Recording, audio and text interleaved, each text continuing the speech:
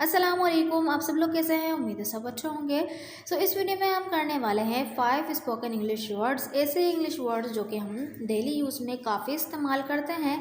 उसको हम आज तफसील से देखने वाले हैं कि किस तरह से उनका इस्तेमाल हम सेंटेंसेस में कर सकते हैं। So let's begin. फर्स्ट जो हमारा वर्ड है वो है रिस्पॉन्ड। बेसिकली रिस्पॉन्ड एक वर्ब होता है, इसका मतलब होता है रद्द अमल देना या जवाब देना। ठीक है, इसकी एक रिस्पॉन्ड वर्ब है तो इसकी फॉर्म्स भी होंगी। रिस्पॉन्ड की सेकंड और थर्ड फॉर्म है रिस्पॉन्डेड। Respond, responded, responded. ठीक है, इंग्लिश मीनिंग है इसके से समथिंग इन रिप्लाई, यानी किसी के जवाब में आप कुछ कहते हैं। जैसे कि सिनोनिम है इसके आंसर और reply to, make a response to. ठीक है, एक let's use it in the sentences. For sentences मैंने उससे उसका नाम पूछा लेकिन उसने कोई जवाब नहीं दिया। ठीक है, तो मैंने उससे उसका नाम पूछा लेकिन उसने कोई जवाब नहीं किया, उसने रद्द अमल नहीं दिया, रिस्पॉन्ड नहीं किया। तो बनेगा I asked him his name but he didn't respond. I ask him his name but he didn't respond. ठीक है, लेकिन उसने जवाब नहीं दिया। ये पास्ट इंडेफिनिट का नेगेटिव सेंटेंस था, दैट्स वाई हमने ही के बाद डिडंट का यूज़ किया। और जबकि उससे पहले वाला सेंटेंस मैंने उससे उसका नाम पूछा, ये था पास्ट इंडेफिनिट का सिंपल सेंटेंस, तो आई के बाद वर्ब की सेकंड फॉर्म आई। ठीक है, नेक्स्ट सेंटेंस इज आपको उसे जवाब देना चाहिए था। आपको उसे जवाब देना चाहिए था, तो चाहिए था मतलब शुड का पास्ट है, यानी शुड हैव के बाद वर्ब की थर्ड फॉर्म आएगी। वर्ब की थर्ड फॉर्म रिस्पॉन्ड की थर्ड फॉर्म क्या होगी? रिस्पॉन्डेड। बनेगा you should have responded to him. You should have responded to him. Next sentences मैं आपको तसल्ली बख्श जवाब दूंगी। मैं आपको तसल्ली बख्श जवाब दूंगी, तो यहाँ पर है फ्यूचर इंडेफिनिट का सेंटेंस बनेगा I will respond to you in a satisfactory way. Next sentence is उन्होंने मेरे मजाक का जवाब हंस कर दिया। उन्होंने मेरे मजाक पे यानी रिस्पॉन्ड किया, किस तरह? हंस कर रिस्पॉन्ड कर दिया। तो बनेगा they responded my joke by laughing. I hope कि आपको रिस्पॉन्ड का यूज़ समझ में आ गया होगा। So this sentence is for you to translate. उसने हमारे सवालों के जवाब दिए। उसने हमारे सवालों के जवाब दिए। इस सेंटेंस को बनाकर ज़रूर कमेंट बॉक्स में लिखिए। हम नेक्स्ट वर्ड की तरफ बढ़ते हैं जो कि है रिव्यू। रिव्यू बेसिकली एक वर्ब के तौर पे भी इस्तेमाल होता है, जिसका मतलब होता है तबसरा करना, नज़रसानी करना या राय देना। रिव्यू करते हैं बेसिकली ये वर्ब है, तो इसकी फॉर्म्स भी होंगे रिव्यू, रिव्यूड और रिव्यूड। ठीक है, सेकेंड और थर्ड फॉर्म है रिव्यूड। इंग्लिश मीनिंग है assess something formally with the intention of instituting change if necessary. यानी कि वही बात आ गई कि फॉर्मली आप किसी चीज़ को असेस करते हैं, क्या करने के लिए? अगर ज़रूरी लग रहा है आपको कि इसको चेंज होना चाहिए, सो आप रिव्यू करते वक्त उसको चेंज कर देंगे। ठीक है, अब देखें इसके सिनोनिम्स है सर्वे, इंस्पेक्ट, रिकन्सिडर या एग्जामिन। अब इसको सेंटेंस में इस्तेमाल करते हैं सोने से पहले अपने असबाग का जायज़ा लेना याद रखें। तो याद रखें ये एक हम किसी को नसीहत कर रहे हैं, एडवाइस दे रहे हैं, तो ये बनेगा इम्पेरेटिव सेंटेंस, यानी वर्ब की फर्स्ट फॉर्म से शुरू होगा। तो बनेगा रिमेंबर, याद रखें, remember to review your lessons, यानी अपने सबक को जो है जायज़ा ले लें कि आपको आया वो याद है या नहीं, या कुछ भी इस तरह का उसमें कोई चेंजेस वगैरह तो नहीं करने हैं आपने। Remember to review your lessons before you go to bed. ठीक है, सोने से पहले यानी बिस्तर पे जाने से पहले आप इसका जायज़ा ले लीजिए। नेक्स्ट सेंटेंस इज अदालत ने उसके केस पर नज़रसानी करने से इनकार कर दिया, यानी कि अदालत में जो फैसला आ गया था उस पर दोबारा से उसको रिव्यू करने पे यानी कोई चेंजेस करने पर उन्होंने मना कर दिया। तो बनेगा the court declined to review her case. The court declined to review her case. Next sentence इस ड्रामे पर कौमी अखबारात में तबसरा हुआ। इस ड्रामे पर कौमी अखबारात में तबसरा हुआ, तो बेसिकली तबसरा करने के लिए भी रिव्यू का यूज़ किया जाता है, यानी कोई अपनी राय दे जब उसके ऊपर। The play was reviewed in the national newspaper. I hope कि आपको रिव्यू का ये यूज़ समझ में आ गया होगा। अब रिव्यू इज़ नाउन, आप देख लीजिए। इस नाउन इसका मतलब है जायज़ा, तबसरा, राय। ठीक है, इसके इंग्लिश मीनिंग है फॉर्मल असेसमेंट और examination of something with the possibility of intention of instituting change if necessary. यानी कि वो जो अमल है करने का, आपको असेस करने का, एग्जामिन करने का किसी चीज़ को, अगर उसमें कोई चेंजेस करनी हो तो वो एक नाउन के तौर पर रिव्यू बन जाएगा, यानी तबसरा, राय या जायज़ा। ठीक है, अब जो इसका सिनोनिम्स है वो है सर्वे, इंस्पेक्शन, एग्जामिनेशन। इसका सेंटेंस में इस्तेमाल करते हैं उसने हमें रिसर्च पर अपनी राय भेजी है। उसने हमें रिसर्च पर अपनी राय भेजी है, तो भेजी है ये हमारा वर्ब बन जाएगा, ठीक है। और राय, यहाँ पे जो राय है एज नाउन के तौर पर रिव्यू यूज़ होगा, तो बनेगा she sent us her review of the research. She sent us her review of the research.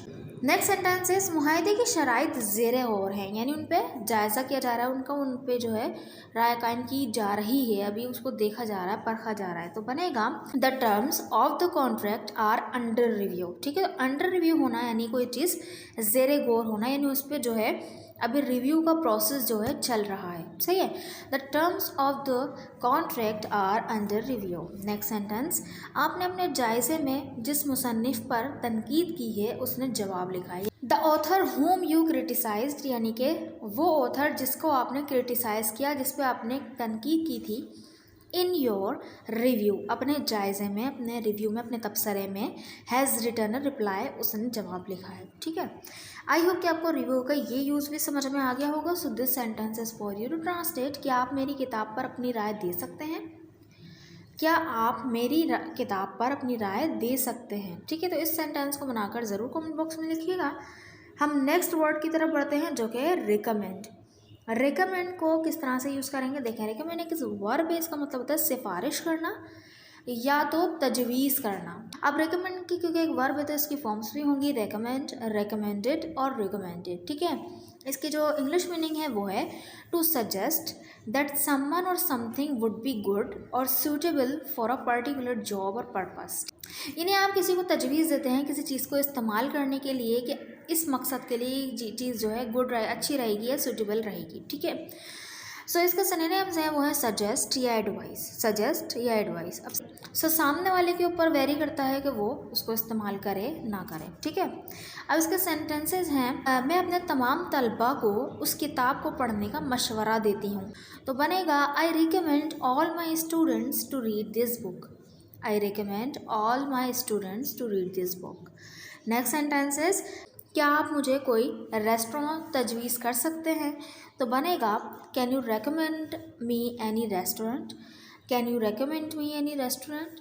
Next sentence is doctor कम नमक खाने का मशवरा देते हैं, तो प्रेजेंट इंडेफिनिट है।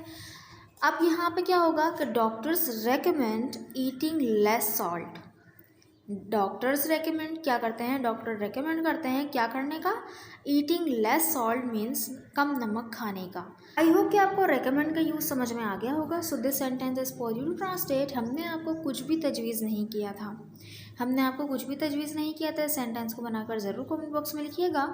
हम नेक्स्ट वर्ड की तरफ बढ़ते हैं जो कि है ऑब्ज़र्व। ऑब्ज़र्व का मतलब क्या होता है, ऑब्ज़र्व बेसिकली एक वर्ब के तौर पे इस्तेमाल होता है। इसका मतलब होता है गौर करना, मुशाहिदा करना या देखना। सो ऑब्ज़र्व एक वर्ब है तो इसकी फॉर्म्स भी होंगी ऑब्ज़र्व, ऑब्ज़र्व्ड, ऑब्ज़र्व्ड, ठीक है। इसकी सेकेंड और थर्ड फॉर्म है ऑब्ज़र्व्ड।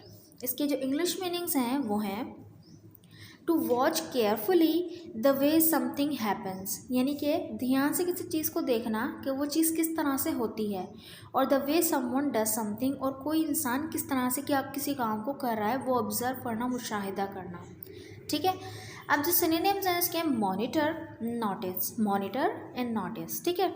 सेंटेंसेस में इस्तेमाल करते हैं मैं तमाम तफसीलात का मुशाहिदा करना चाहती हूँ। मैं तमाम तफसीलात का मुशाहिदा करना चाहती हूँ, यानी कि क्या काम, यानी कि जो काम हो रहा है मैं उन सबको तफसील से देखूँगी कि क्या किस तरह से क्या हो रहा है। तो बनेगा I want to observe all the details. I want to observe all the details. Next sentence is मैं हुजूम का मुशाहिदा कर रहा था। मैं हुजूम का मुशाहिदा कर रहा था, यानी हुजूम में क्राउड में क्या क्या हो रहा था, लोग क्या कर रहे थे, क्या एक्टिविटीज़ परफॉर्म हो रही थी, या जो भी इस तरह से वो मुशाहिदा कर रहा था इस बात का। तो बनेगा I was observing the crowd. I was observing the crowd. Next sentence is क्या आपने हाल ही में कोई तब्दीली देखी है। क्या आपने हाल ही में कोई तब्दीली देखी है, यानी किसी चीज़ का आप पूछ रहे हैं पर्टिकुलर कि आपने हाल ही में यहाँ पे कोई तब्दीली देखी है, कोई चेंज होता हुआ देखा है। तो बनेगा have you observed any changes lately. Have you observed any changes lately. This sentence is for you to translate. मुशाहिदा करें कि ग्रुप के लोग किस तरह बातचीत करते हैं। मुशाहिदा करें कि ग्रुप के लोग किस तरह बातचीत करते हैं। इस सेंटेंस को बनाकर कमेंट बॉक्स में लिखिएगा। नेक्स्ट वर्ड की तरफ, जो कि लास्ट वर्ड है इस वीडियो का, उसकी तरफ बढ़ते हैं, जो कि है नेगोशिएट। नेगोशिएट बेसिकली एक एज वर्ब के तौर पे यूज़ होता है। इसका मतलब होता है मसालहत की गुफ्तगू करना, मामला तय करना या गालिब आ जाना। नेगोशिएट इसकी क्योंकि एक वर्ब है तो इसकी फॉर्म्स में होंगी नेगोशिएट, नेगोशिएटेड और नेगोशिएटेड। ठीक है, इसकी जो सेकेंड और थर्ड फॉर्म है नेगोशिएटेड। इसके जो इंग्लिश मीनिंग्स हैं वो है try to reach an agreement, किसी भी माहले तक पहुंचने की कोशिश करना, और compromise by discussion with others, और दूसरों से मिल के बात करके जो है आप यानी कि उनके मुताबिक बनने की कोशिश करना। ठीक है, यानी मसालियत की गुफ्तगू करना कि आप उनकी कुछ बात मान लें या वो आपकी कुछ बात मान लें, इस तरह का नेगोशिएशन हो। जो सिनोनिम्स हैं वो है bargain, deal and compromise. Bargain, deal and compromise. ठीक है, तो सेंटेंसेस, मैं अपनी शराइत पे उनसे मुज़ाकरात करूँगा। मैं अपनी शराइत पर उनसे मुज़ाकरात करूँगा, तो बनेगा I will negotiate with them on my terms. I will negotiate with them on my terms. Next sentence is उसने तमाम रुकावटों को कामयाबी से तय किया है। उसने तमाम रुकावटों को कामयाबी से तय किया है, यानी यानी मामले को तय करना भी नेगोशिएट होता है ना, तो उस जो रुकावटें आती गई उनको वो हल करता गया। सो सेंटेंस बन जाएगा he has negotiated all the hurdles successfully. He has negotiated all the hurdles successfully. Next sentences, आपको लड़ने के बजाय उनसे मुज़ाकरात करने चाहिए, यानी कि उनसे मसालहत की गुफ्तगू करनी चाहिए लड़ने के बजाय। सो बनेगा you must negotiate with them instead of fighting. I hope कि आपको नेगोशिएट वर्ड भी समझ में आ गया होगा। So this sentence is for you to translate. हुकूमत यरगमालियों की रिहाई के लिए मुज़ाकरात कर रही है। हुकूमत यरगमालियों की रिहाई के लिए मुज़ाकरात कर रही है। यरगमाल मतलब हॉस्टेज। इस सेंटेंस को बनाकर ज़रूर कमेंट बॉक्स में लिखिएगा ताकि मुझे पता चले कि आपको वीडियो समझ में आई कि नहीं। अगर वीडियो अच्छी लगी तो चैनल को ज़रूर सब्सक्राइब भी कर दीजिएगा और वीडियो को लाइक भी कर दीजिएगा। Thank you so much.